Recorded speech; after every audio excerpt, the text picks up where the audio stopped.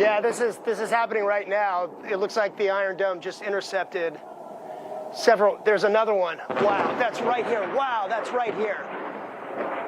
Those rockets are coming right at the city of Ashkelon. I don't know how much you can see of this. The air siren just went off, the Seva Dome, the code red. There's another one. Watch, it plays this cat and mouse game where it'll go after the rocket. Let me step in. I'm going to be very, very careful. There's more. Can you get that, Greg? Yes. You got it? I'm just going to let you hear this.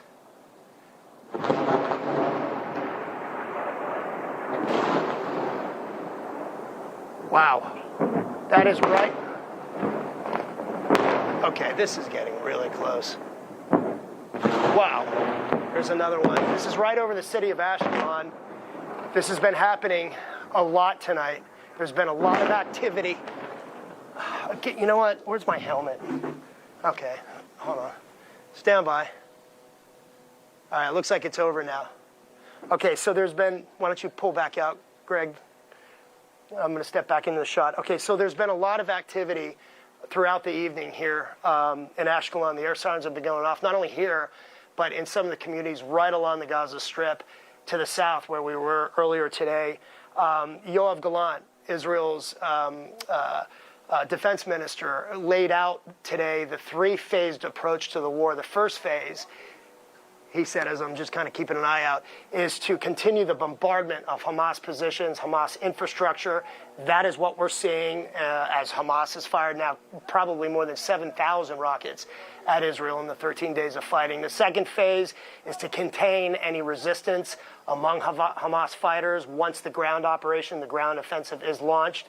And then the third phase is create security perimeters and a new security reality for Israelis living along Gaza and the communities that were attacked that we went into near Oz yesterday and saw just the atrocities that were committed by these Hamas terrorists October 7th when they did the surprise attack on these Israeli cities. And this as we're also hearing about a lot of action up north.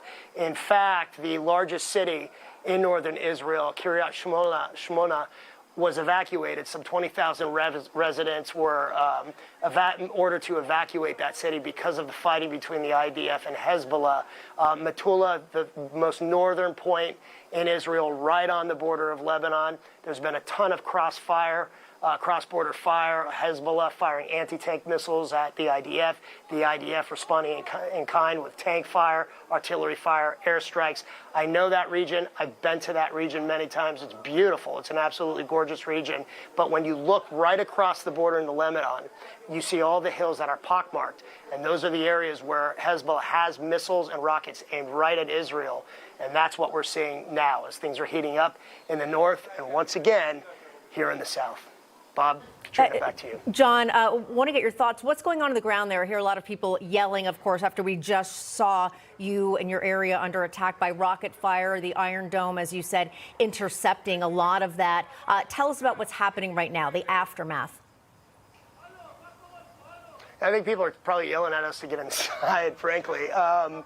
But they're also, I think they're talking to each other about the rocket, the incoming rockets. A lot of people, I just think, are talking about what just happened. That was a barrage. That was a pretty large, substantial barrage of rockets. I got to be honest with you, and that was incredibly close. That was some of the closest rocket fire and then the Iron Dome intercepts that I've seen.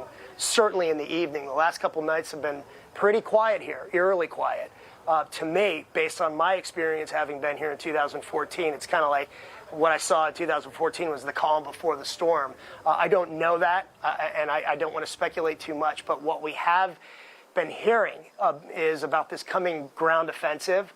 The IDF has not said anything about it, that what exactly their tactics or operation and strategy is, except to destroy Hamas. But I can tell you this, based on my sources within the IDF, all signs are pointing to this coming offensive, the ground maneuvering. We've seen the first phase, as I was talking about, with the constant bombardment, and now I've seen this bolstering of the ground troops and also the intense rocket fire now throughout the evening here, guys. Wow. John Huddy, terrifying moment watching you from here in New York City. Can only imagine how it feels, but thank you for truly putting your life on the line every single day to bring us these incredible stories live from the war zone in Israel. Appreciate it. John Huddy, stay safe.